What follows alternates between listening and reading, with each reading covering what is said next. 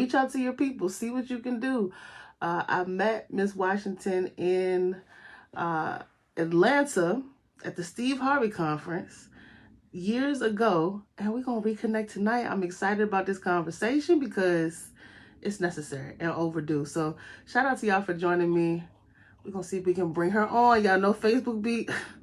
the devil be busy in this Facebook Live, so let's make sure we can bring her on successfully. Patrice, I see you here. If you can send me a request, send it to me. I'm trying to bring you on the camera, and it's not working. Now, don't fret. If you're catching this live, and Facebook is doing this razzle-dazzle, and this happens to not work, then we will head over to Instagram and do the live there. But hopefully we can be successful on this here channel with the full audience. Shout out to my Red Table Talk family. I appreciate you. Oh, here we are. Yes, all right. Okay.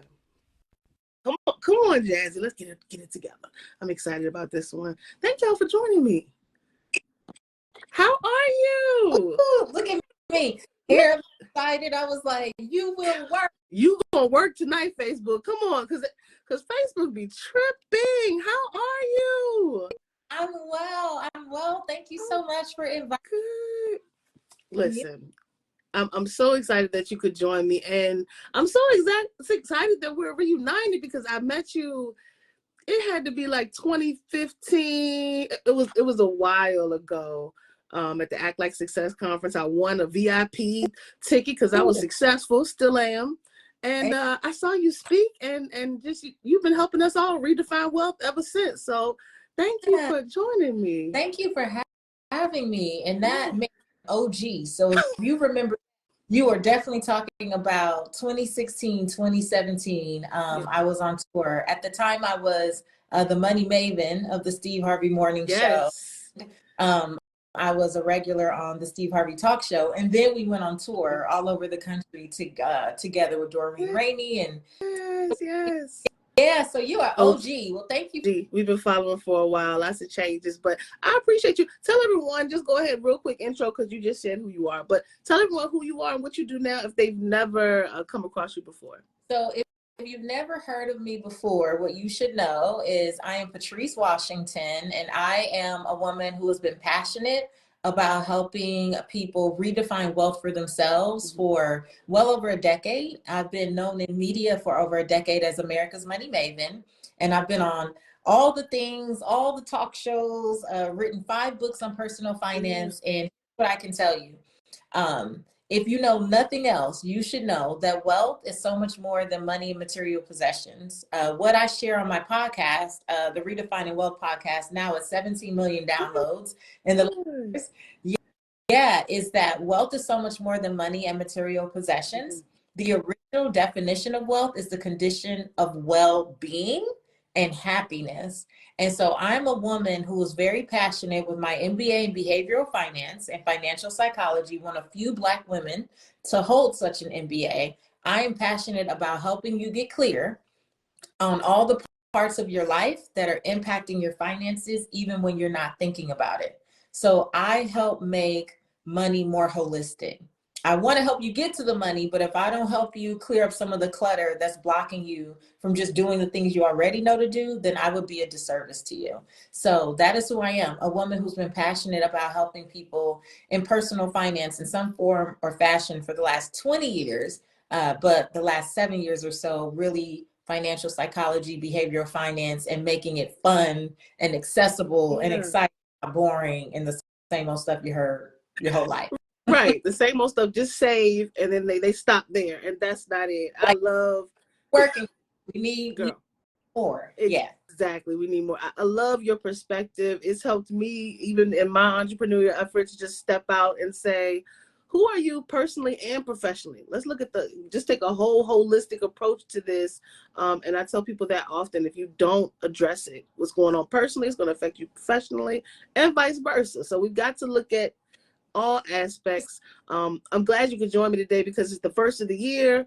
January has been the longest month ever. And I feel like we said we came into the year set up for success, but were we really? And, you know, about January 5th, I saw a few people falling apart already. And I was like, you're not alone. We all are just trying to figure it out, and gaining clarity on what's next, as well as just who we are right now, is super important. So I'd love for you to share, if you could, not right now, but just when you first were starting off in your journey, professionally, and stepping out on your own, what had you realize, this is my passion? I need to leave this, or where was your career in alignment? I want to leave this and do this fully. What really spoke to you and said, this is where I want to go? And how did you really identify it for someone out there who's trying to pinpoint it for themselves? Yeah, I would say so. For myself, the way that I became America's Money Maven and got on this path is because 19 in college, I got into real estate. I was introduced and I got my real estate salesperson's license. 21, I became a broker. And I was doing real estate and loans in the state of California. I was a broker at 21. And by 25, that became a 7-figure business. Now, it became a 7-figure business because I got really passionate about teaching people how to strategize to buy their homes, debt elimination, raising their credit, all the basic personal finance things. I used to see education as just the way to get people to use me to buy their house. And that was what I did. I went all over my area, Manhattan Beach, El Segundo, like that part of Southern California. And I was doing my thing until the recession began. The housing crisis. You remember the very beginning of the recession, when we were watching all of these banks close down left and right. A lot of us were going through, but I was also on hospital bed rest because I took all down the stairs when I was 20 weeks pregnant. And it's preterm labor. And so I'm in the hospital. When I get there, they go, ma'am, this baby's coming any minute now.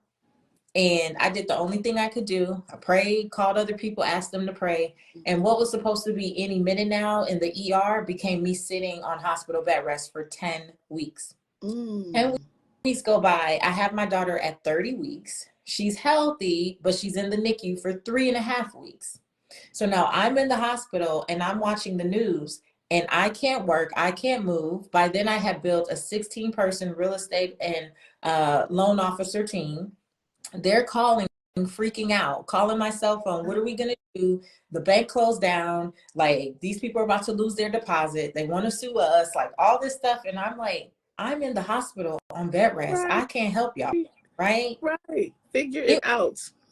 It was so bad that I had them take the TV off the wall because when my doctor came in and she said, you know, we're monitoring the baby. If you don't stop stressing, you're going to leave here 2 years in a row with no baby, because I had a son prematurely the year before. Same hospital, same doctor, same floor, and he did pass after 5 hours in my arms. So I just share that because you talk about being in a moment where you felt like your back was up against the wall. I'm like, don't stop stressing and surrender. Yes, and just allow. So it was my first lesson in surrendering, first of all, which didn't mean giving up, right? But it did mean letting go of the control I thought I had and be in peace. So all of these things happen. I amass all of this medical debt. No deals are closing. I go from a 7-figure business to scraping up change, applying for welfare, begging the power man to keep the lights on, foreclosure and bankruptcy. That could happen, happened within 2007 and 2009. 2009, I have a breakdown. Cara, I don't know if you've ever ugly cried. In the floor, friend. In the floor. Right. Good knees in the floor. Forehead on the linoleum. Yes. Ugly cry. I have this ugly cry, but my spirit says, get your Bible. Doesn't matter if you believe in anything or not. Take it as a good quote. The scripture I found was Proverbs 17:16. It said, what good is money in the hands of a fool if they have no desire to seek wisdom? That's why it's from that scripture.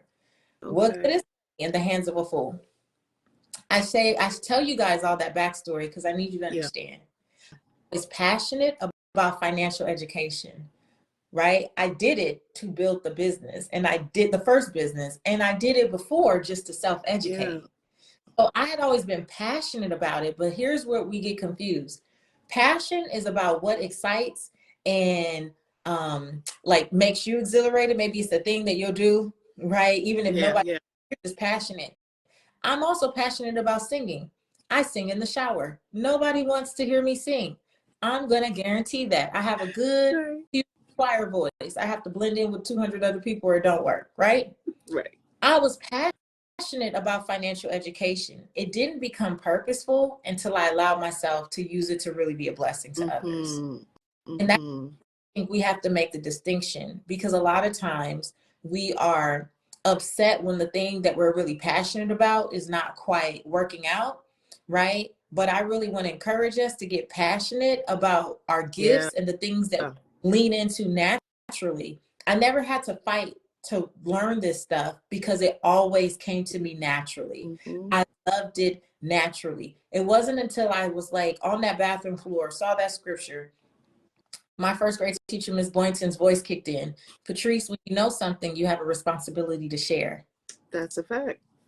When that kicked in, I had just heard about the idea of blogging like a week or two before. I started an ugly blog. It's still up to this day. seekwisdomfindwealth.blogspot.com. Test me if you want to. I don't have the password. I can't get into it. It'll be up all while the interwebs exist. Listen. It was the first blog.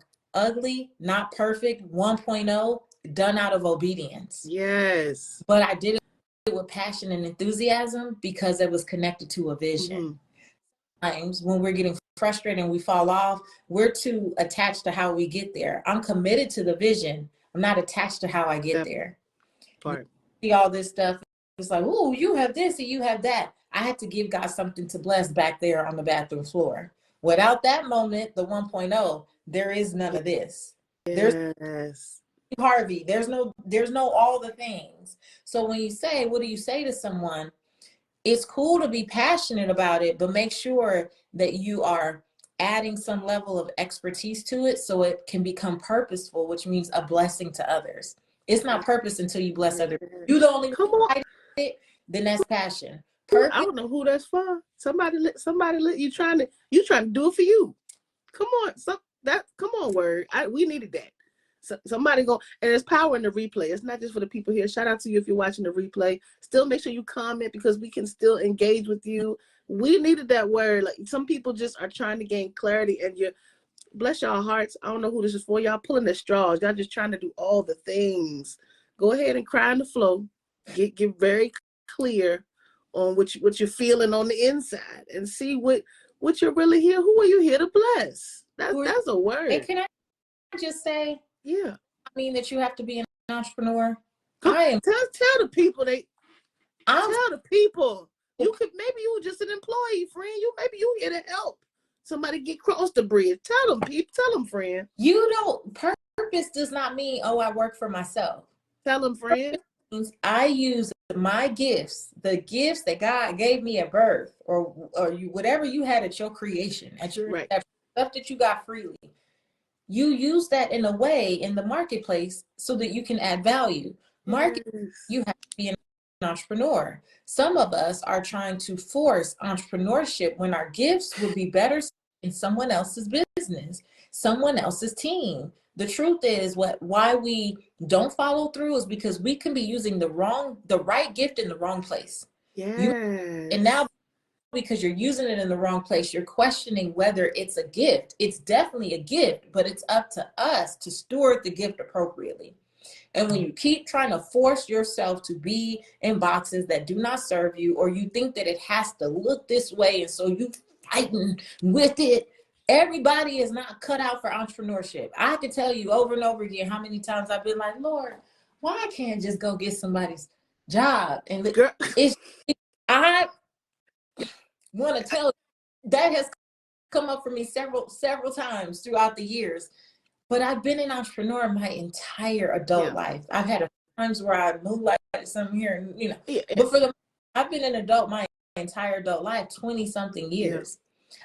I say that because as the career cheerleader, I just want to make sure people know that to live a purposeful and profitable life, you don't have to be an entrepreneur. Just figure out where they'll be celebrated and not tainted or tolerated in a place that doesn't serve you. Yeah, absolutely. I tell people all the time, you might need to pivot. If the numbers ain't numbering, or you start this entrepreneur journey and you realize, I don't like this, that's all right. Enjoy the experience, take the knowledge, and pivot to what makes sense. Use your gifts, like you said. I still dream of speaking on these amazing stages. However, I have a gift to teach. So I have a public speaking masterclass. I love helping other people just start. They want to speak, but they're scared. That we can talk about that all night. But teaching is where I'm gonna be at right now. I still get to be on the stage and host all the things, but teaching is another passion. Use those gifts, y'all. It don't have to be a business. But see, that's an example of being committed to the vision, not attached to how you get there. Lisa Nichol taught me that, because life's a stage. Yes. William Shakespeare. Yep. Right? And so sometimes we get so pigeonholed into thinking that it happens one way. It's like, when they there's that story about the man who's like on a boat and about to drown or something, and then he gets thrown like a rope, or he gets thrown and all these things, and he's like, no, I'm just waiting. Waiting on the Lord. Waiting on the Lord. I'm just waiting on the Lord. And then he gets to heaven. The Lord is like, well, I done sent a rowboat or this. 15 things, life jacket. I think that's the same way our gift will pass us by when we keep whole and attach ourselves to what it has to look like. Yes. We allow ourselves to just be. And, I teach from the 6 pillars of wealth. So what I teach people to do is go through this process for how you process life, clear the clutter, and then you start to see and discern for yourself, what am I authentically being called to do? Then you step into it with conviction, because you are clear. That's it. Like, clear, like on how it should look for you. You're not so attached to the petty stuff. So if you're called to support people, one, use your do so beautifully, right? And even vision is, oh, I see the stage. There's maybe some other things God is grooming you for also in the process, but that you don't do the thing. Absolutely. We make it mean if it can't be the 10.0 version, I'm not going to do anything. But God has lessons and blessings for you at each iteration. Yes. So owning your voice on the mic, on a podcast mic, when you get comfortable owning your voice on a live, in your city, in your territory. And some of us talking about God enlarge my territory. You ain't practiced with the free stuff you got right here. Y'all ain't even straightened up the house yet. Come on now, friend. Tell the people. That's why we're here. See what I'm saying? See how we got so into y'all? Because some of y'all think it got to look like a thing because they did. Your journey is your journey. And your year 3 is not their year 30. That's another problem. We see people at the end of their rainbow, and we over here at the beginning trying to figure out why it don't look like. Comparison is the absolute thief of joy. Y'all got to stop doing that. We're gonna keep on moving. We'll keep these questions moving because I don't want to keep you too long. But this is a word. I'm gonna come back and rewatch this myself. I appreciate you. Listen, what do you feel like personally or professionally, just on this journey, has been your biggest challenge? What is something that you didn't expect to come up that you have to deal with just as you've navigated this path, and how did you overcome that? I didn't expect to get a divorce. That's the first thing that comes to mind. And I know that whenever I say something, I'm never scripted, I'm never rehearsed. I say whatever feels aligned, and that means somebody probably needs to hear this. I got married in 2007 with the intention of being married forever. And I got married with the intention of we will just grow together. But there came a point in this journey for me where when I was turning 40 a few years ago, my life coach gave me an exercise, and she didn't know anything about anything else. She just gave me an exercise, and she said, if you had to be honest, what would you be willing to lose in order to be everything that you feel God has called you to be? Tell the people. Tell the people. And I know the first thought that came to my mind, but I do what most of us do. I was like, maybe not that. So I made a list because I don't know where my list checkers are. We love to write stuff down and then love a list. write it down, and then go back and cross it off. That's the type of list checker I am. So I don't really write it down and start it over. Then just to make. So come on. Well, I wrote a bunch of stuff. I did all of the things.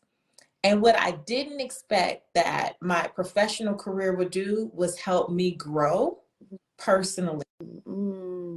That our careers, our finances, our entrepreneurial endeavors, our purpose will only grow to the extent we're willing to heal personally. Yeah. And for many of us, we are still dealing with so many childhood traumas and even traumas and triggers in our daily life now. And we keep trying to stuff it down. Like when you try to push down a beach ball, I just stuff it down. And then we want to use one hand to try to go see about our finances and our business and God is saying, hey, I need both hands. So what you keep stuffing down, I'm gonna need you to release. And it's gonna come back just in case you didn't know. Yeah. Whack-a-mole game. You keep whacking it down, coming up. If y'all ever been to carnival and you just whack it. And you're like, oh, I thought I dealt with this. I say this because the thing that I didn't expect is that romanticizing parts of my personal life would have lead into my business. I came for the person today who thinks they have a career problem. You think you have a business problem. You think it's your work pillar. You think it's your environment. And the truth is there's something in your personal life that you are not dealing with. You are not, you're trying to sweep under the rug. You're trying to pretend it doesn't exist. And it is blocking you from being able to actually do what you need to do. Right.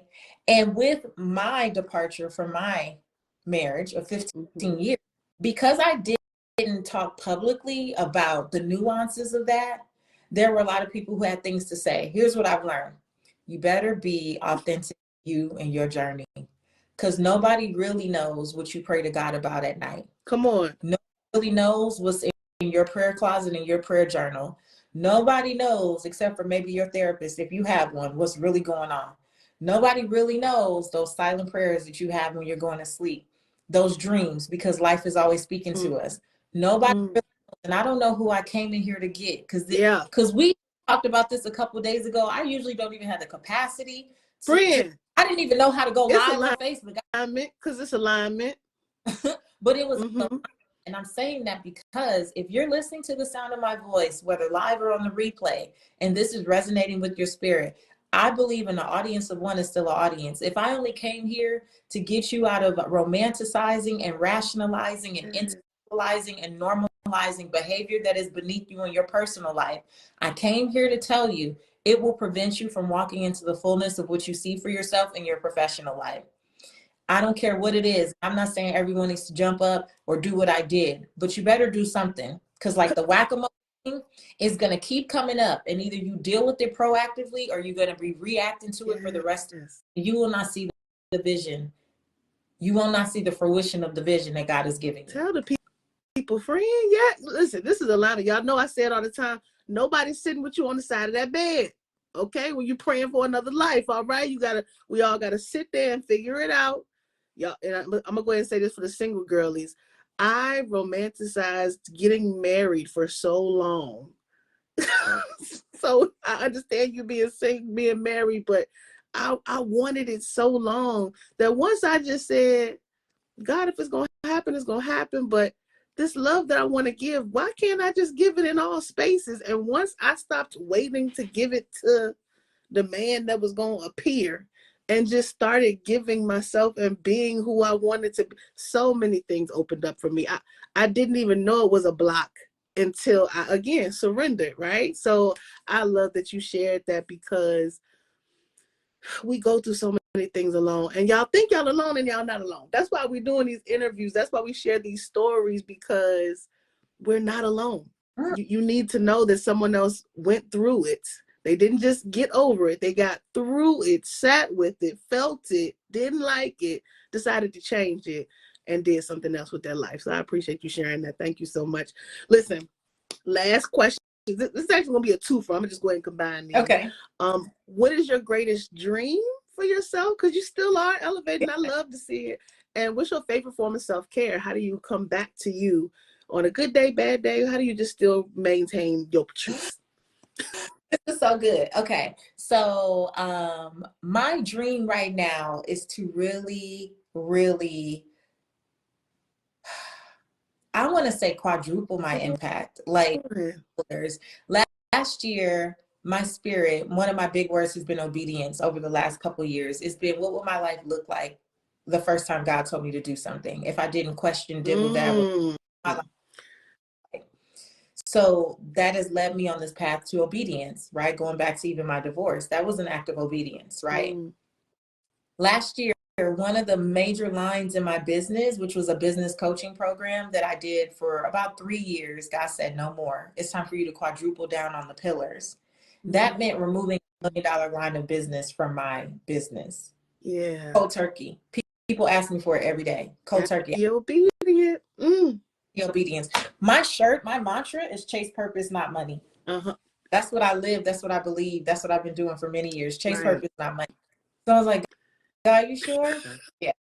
He gonna bring it back. Come on, we already know. But you gotta surrender. That doesn't feel good, right? It's easy to say, surrender, girl. All right. No, I did it. Yeah. In the midst of all the things, I did it. Right. So my biggest dream is to just I felt led to create an app, the Redefining Wealth app, which you guys on iOS, you can get on an Android. We're in the middle of our Committed to the Vision series right now. It's been every day. This was day 3, tomorrow's day 4, and then you can catch the replays through the weekend. But God said, just teach people the pillars, just teach them the pillars, because it's the way that I've been able to process everything that I've experienced with ease and grace and peace. Like, if y'all really knew the real, and the way that I feel, the way that I look, the way that I show up, the peace that I contentment, it's because of these pillars and how I live my life. I believe that hands down. So my big dream is to see that app get to 10,000 people. I just want 10,000 people start with just, if they're just living by the pillars. And so this was our very first thing this week, and we got 1,000 people registered this week. Come on. Y'all got to go to the app. Y'all go tell them one more time. It's the Redefining Wealth app. It's the Redefining Wealth app. You can just search Redefining Wealth in your app store, whether you're on an Android or on an iOS device, and come join us. When I tell you Committed to the Vision is fire, I'm really thinking through what it takes to have ultimate vision if you're going to really have goals that matter. You know how beginning people falling off on what they said they wanted on January 5th?